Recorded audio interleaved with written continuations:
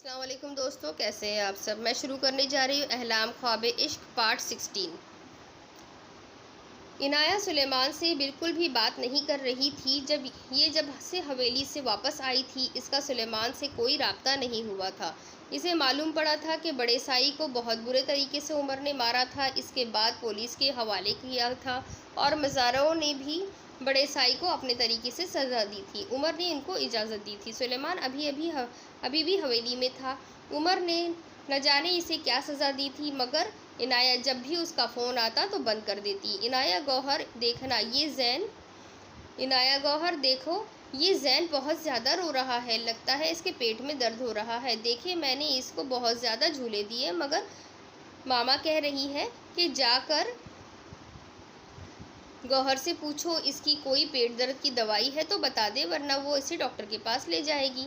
عنایہ عرش کی بات پر ہوش میں آئی، جس کے ہاتھ میں 3 ماہ کا زین اٹھایا ہوا تھا۔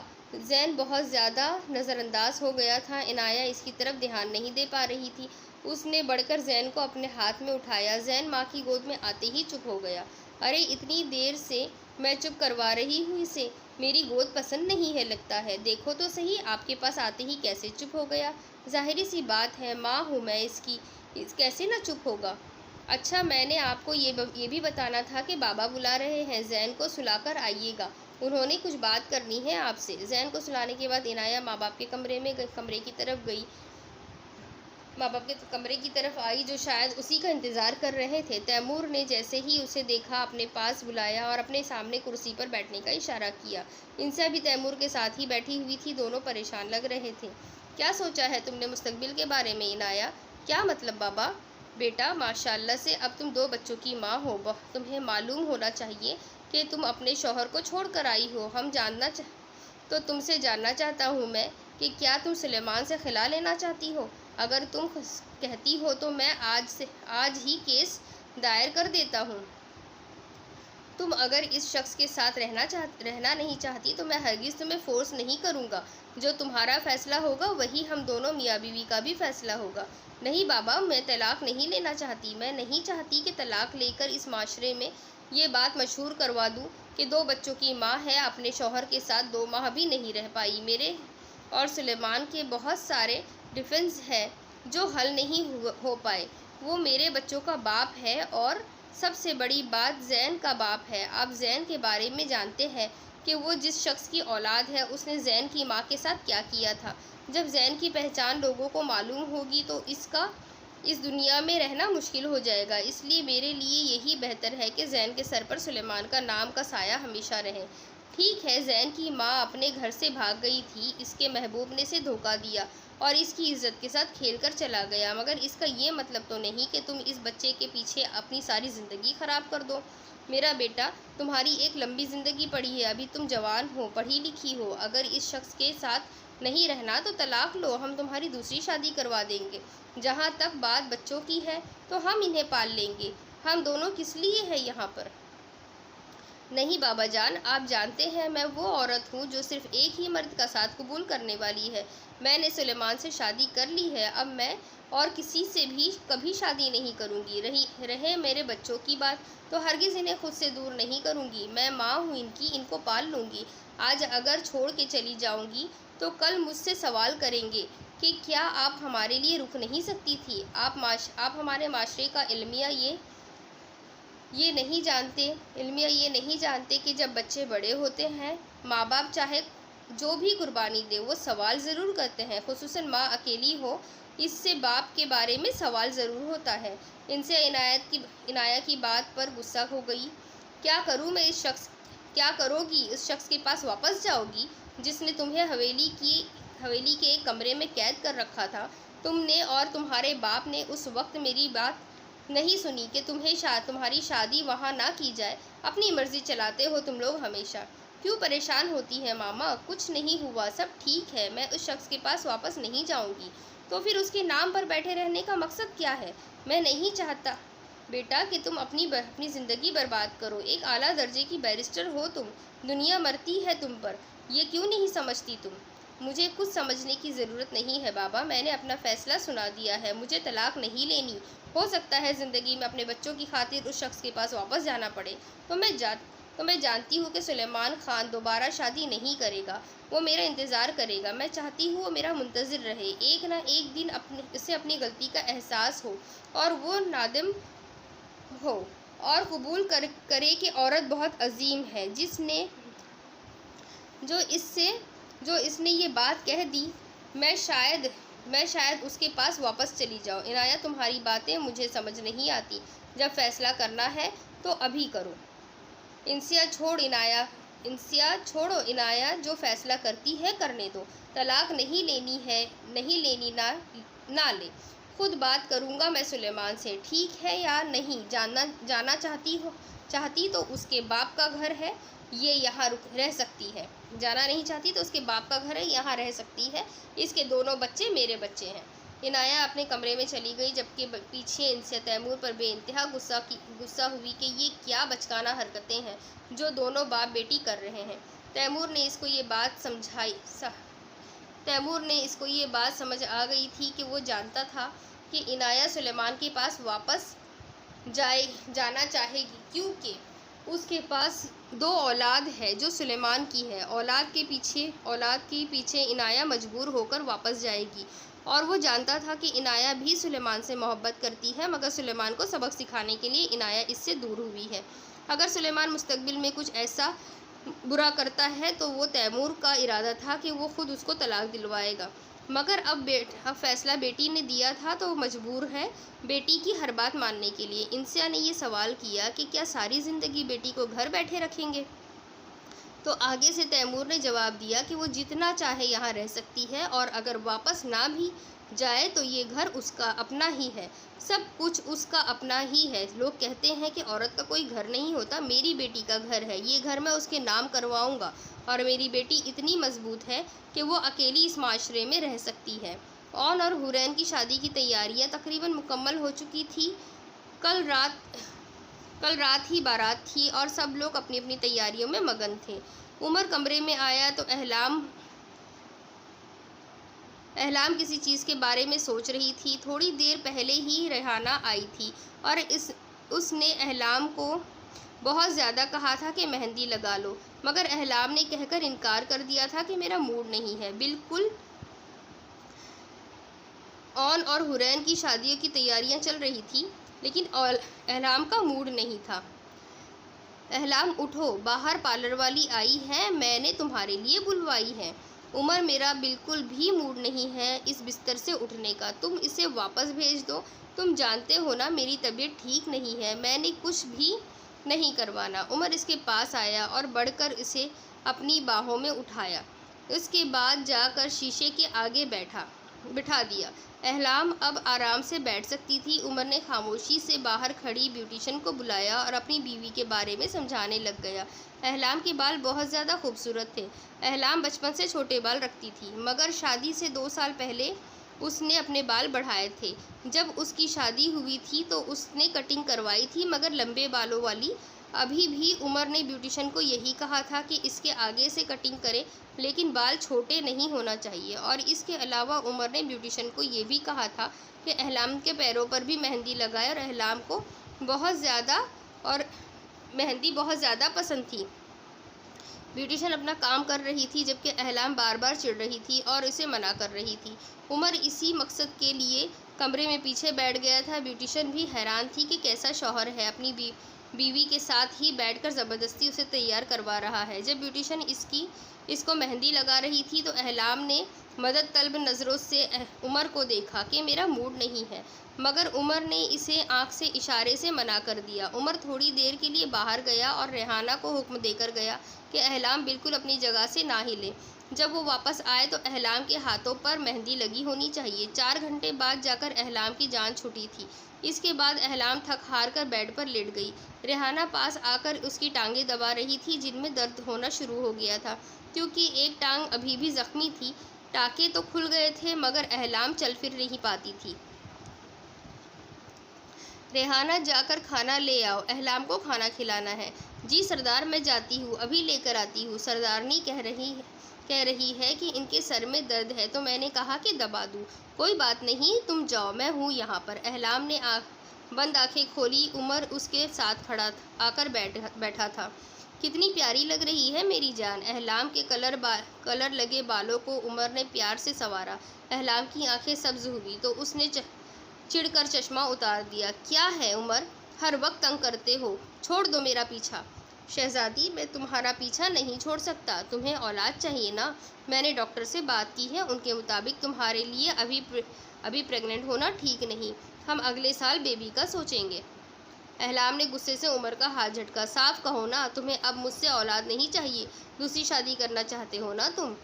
عمر کو احلام کی سوچ جان کر دکھ ہوا کہ احلام کیا الٹا سوچنے لگ گئی ہے۔ اس انگوٹھی کا مطلب جانتی ہو تم؟ عمر نے احلام اور اپنے ہاتھ کی سبز انگوٹھی کی طرف اشارہ کیا۔ یہ ہمارے قبیلے میں اکلوتے بیوی کو سردار پہنتا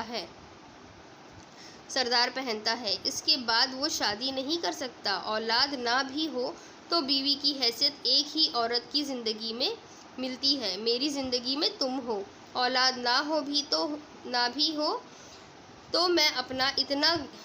تو بھی میں اتنا گیا گزرا لگتا ہوں تمہیں کہ دوسری شادی کروں گا۔ تمہیں معلوم ہے سبز شہزادی کے 10 بچے تھے، ہمارے بھی بہت سے ہوں گے اگر رب نے چاہت تو۔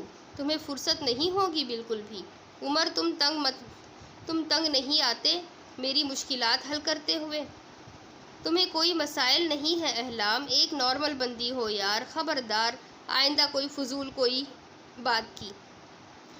عمر احلام کو بار بار سمجھاتا مگر وہ چڑنے لگتی تھی، بات بات پر غصہ اور رونے لگنا۔ احلام کو شدید ذہنی دباؤ تھا، عمر اسے سنبھالنے کی ہر ممکن کوشش کر رہا تھا۔ میری اجازت کے بغیر کاپی پیسٹ مت کرے۔ بارات حورین کو لے کر واپس آ چکی تھی۔ احلام سب سے پہلے لائن میں کھڑی ہوئی تھی، اس نے ہی ان دونوں کا استقبال کیا تھا، یعنی اون اور حورین کا۔ عمر پیچھے کھڑا ہوا تھا، ایک ہاتھ احلام کی کمر پر رکھا ہوا تھا تاکہ یہ آرام سے کھڑی ہو پائے، کیونکہ ابھی اس کے ٹانکے کھلے تھے اور یہ صحیح سے کھڑی نہیں ہو پاتی تھی۔ احلام بہت پیاری لگ رہی تھی، بالکل دلہن کی طرح یہ تیار ہوئی تھی۔ سب لوگ حورین کو لے کر جیسے ہی کمرے میں گئے تو احلام اور آئلہ دونوں دروازے کے پاس کھڑی ہو گئی۔ ہمارا نیک دے مسٹر اون خان۔ آئلہ نے اپنا ہاتھ آگے کیا۔ اون نے اپنا والیٹ شرافت سے نکالا اور آئلہ کے ہاتھ پر رکھ دیا۔ بڑے ہی شریف واقع ہوئے ہیں ہمارے اون محترم۔ چلو آئلہ، زیادہ تنگ نہیں کرو، تم میرے ساتھ آؤ۔ فوراً اون احلام کو سلوٹ کرتا اپنے کمرے میں چلا گیا۔ حورین اس وقت خاموش بیٹھی اپنے لب کچل رہی تھیں۔ کیسی ہو حورین خان؟ میں بالکل ٹھیک ہوں اون۔ حورین کے کانپتے ہوئے ہاتھ کو اون نے اپنے لبوں سے لگایا۔ تم ڈر رہی ہو حوری؟ یار میں تو تمہیں بچپن سے جانتا ہوں، ہم میں کوئی ایسی بات نہیں ہے جو چھپی ہوئی ہو۔ حورین نے آگے بڑھ کر اون کے سینے میں سر چھپا لیا۔ اون نے اس کے سر پر پیار دیا اور اپنی باہوں میں چھپا لیا۔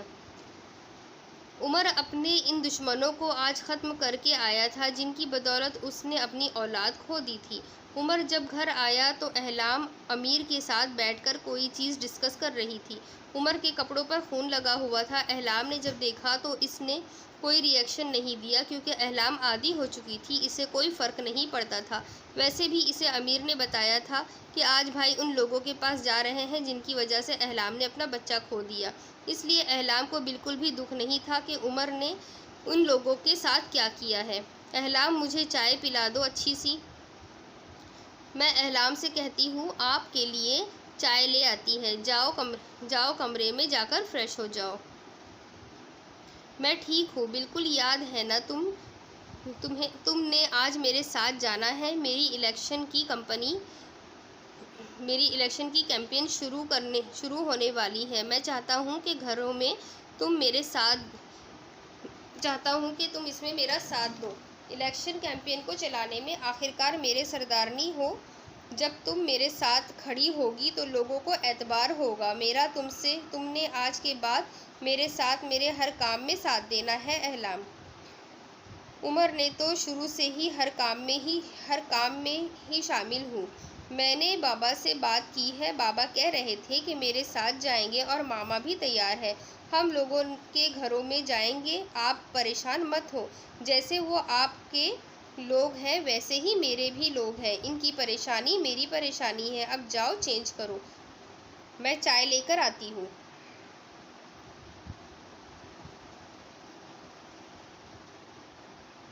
وقت بہت کچھ بدل کر لے گیا احلام وہ پہلے والی احلام نہیں رہی تھی۔ عمر نے اس کو بزی کرنے کے لیے اپنے ساتھ شامل کر لیا تھا۔ یہ سیاست میں حصہ نہیں لیتی تھی، مگر لوگوں کے مسائل دیکھنے میں عمر کا ساتھ ضرور دیتی۔ عمر جب اس کے سامنے کسی کو سزا دیتا ہے تو اس کو فرق بھی نہیں پڑتا تھا، یہ آنکھیں بند کر کے رخ بدل دیتی، کیونکہ یہ عمر پر اندھا اعتبار کرتی تھی کہ عمر کوئی بھی چیز غلط نہیں کرے گا۔ عنایہ کے یہاں خدا نے دوبارہ ایک بیٹا دیا تھا۔ عنایہ بہت زیادہ اکیلی ہو گئی تھی، مگر اس نے سلیمان کو سزا تو دینی تھی۔ سلیمان آج بھی اپنی حویلی میں تھا۔ عمر نے اس کو جو سزا دی تھی وہ یہ تھی کہ اپنی پارٹی سے عمر نے سلیمان کو نکال دیا تھا۔ سلیمان اپنا بزنس دیکھتا تھا، مگر سلیمان کی زندگی بالکل خالی ہو گئی تھی۔ 10 سال بعد احلام اس وقت نیند میں بالکل پاگل ہو رہی تھی، کیونکہ بچوں نے اس سے گھن چکر بنا رکھا تھا۔ عمر بھی گھر نہیں آیا تھا، جس کی وجہ سے احلام کو زیادہ غصہ آیا ہوا تھا۔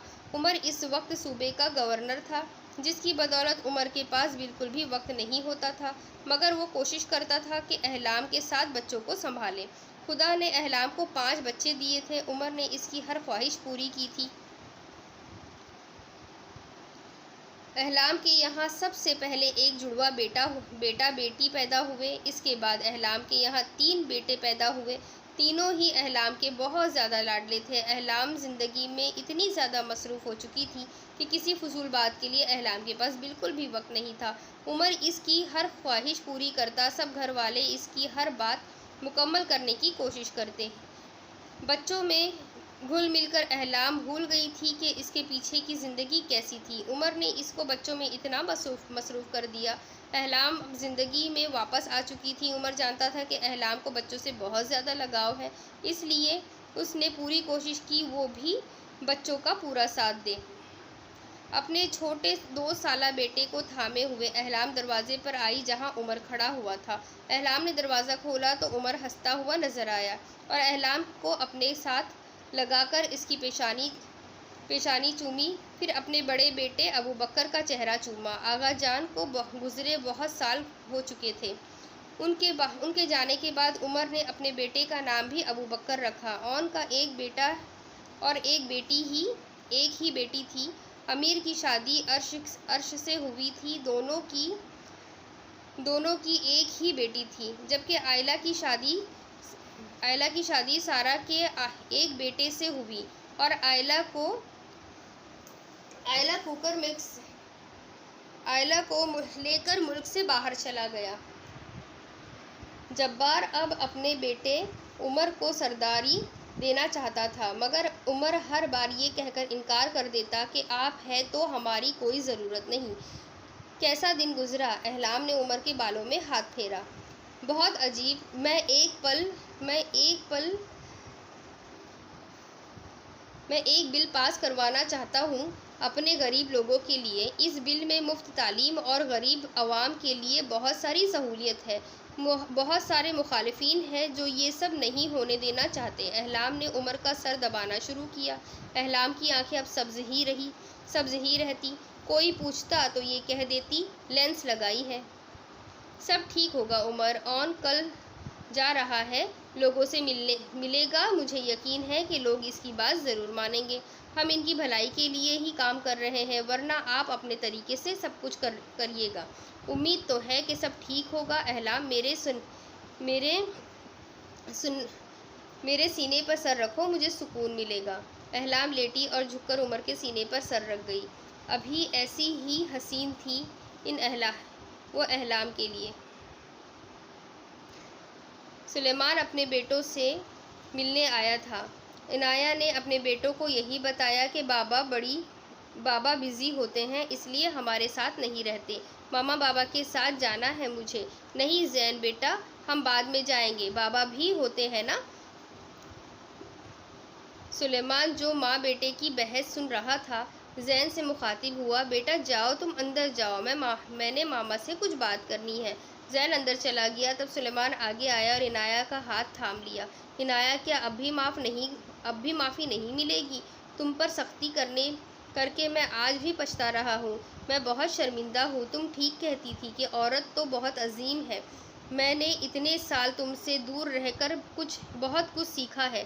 پلیز میری جان، میں ساری عمر تم سے معافی مانگ سکتا ہوں۔ عنایہ نے ان 10 سالوں میں سلیمان کو اس کے کارناموں کی اچھی سزا دی۔ تم اگر زندگی میں دوبارہ وہی سب کرنے لگ گئے تو پھر ایسا نہیں ہوگا۔ میں جس دن ایسا کروں گا تم مجھے اپنے ہاتھوں سے مار دینا۔ عنایہ، میرے بچوں کو میری ضرورت ہے، پلیز۔ عنایہ خاموشی سے کھڑی رہی، پھر بولی، تم انتظار کرو، میں بچوں کے ساتھ آتی ہوں۔ سلیمان کو آج پورے 10 برس بعد معافی ملی تھی۔ ان 10 برسوں میں سلیمان نے ایک بات تو سیکھ لی تھی کہ تنہا زندگی نہیں گزاری جاتی، اور عورت کتنی عظیم چیز ہے۔ عنایہ کا فیصلہ بالکل درست تھا جب اس نے خود سلیمان کو اپنے سے الگ کیا تھا۔ احلام کی والدہ اپنے گھر میں رہ رہی تھی۔ احلام بہت کہتی ہے کہ ہمارے ساتھ آ کر رہیں، مگر انہوں نے اپنی ایک نواسی اپنے پاس رکھ لی جس کو وہ اپنی بیٹی بنا کر پال رہی تھی، اور وہ اپنے شوہر کا گھر نہیں چھوڑنا چاہتی تھی۔ احلام ہر مہینے جا کر ان سے مل کر آتی، تاج ان کا بہت دھیان رکھتی۔ احلام کی بہنیں آج بھی اپنی زندگیوں میں مصروف تھیں جیسے پہلے۔ احلام اور انابیہ دونوں عمر کے لیے اسمبلی کے باہر گاڑی میں انتظار کر رہی تھیں۔ آج عمر نے بل پاس کروانا تھا۔ اسمبلی میں عمر اپنی تقریر کر رہا تھا، جبکہ گاڑی میں بیٹھی ہوئی انابیہ اور احلام دونوں اس کے تقرب دیکھ رہی تھیں۔ ماما، مجھے امید ہے کہ عمر یہ بل پاس کروا لیں گے، بہت محنت کی ہے انہوں نے اس کے لیے۔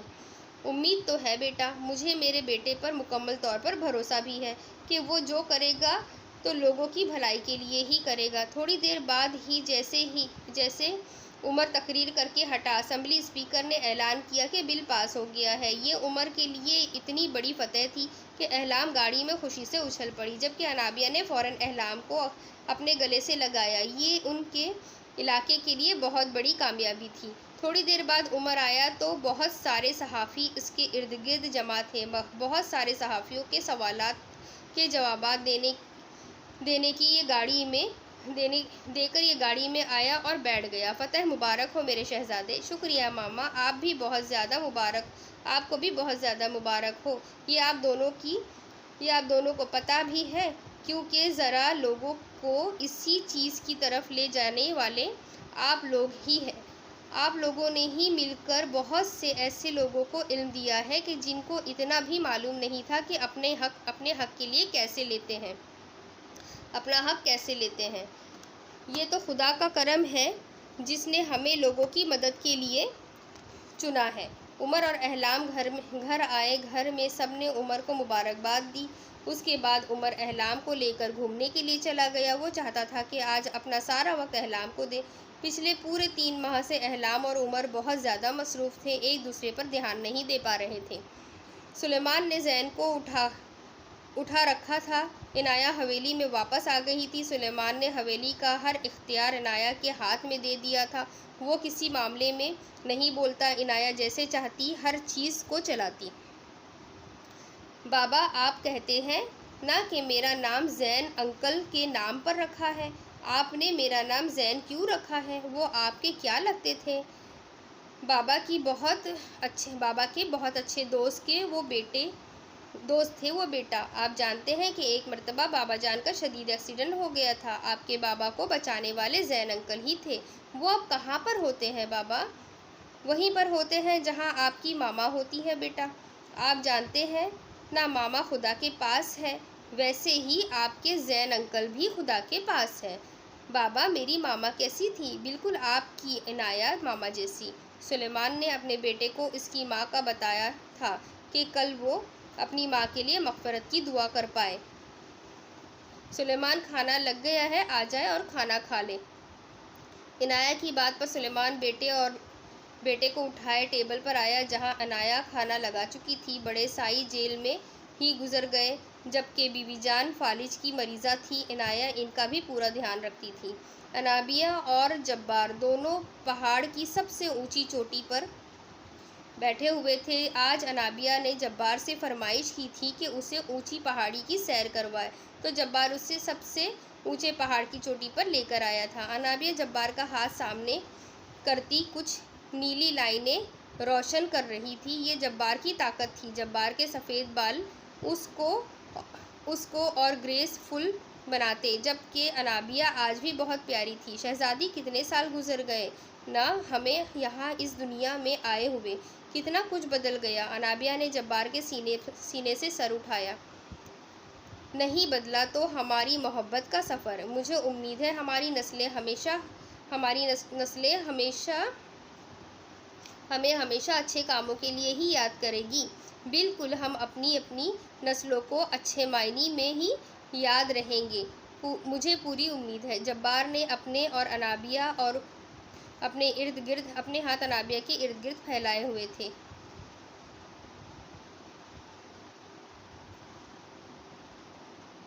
تو یہ کہانی آپ سب کو کیسی لگی؟ یہاں پر احلام کی زندگی بھی سدھر چکی تھی، عنایا کی زندگی بھی سدھر چکی تھی، اور کہانی یہاں پر ختم ہو گئی ہے۔ امید کرتی ہوں آپ سب کو یہ سٹوری بہت پسند آئی ہوگی، اور انشاءاللہ بہت جلدی آپ کے سامنے ایک نئی سٹوری کے ساتھ پھر ملوں گی انشاءاللہ۔ اللہ حافظ۔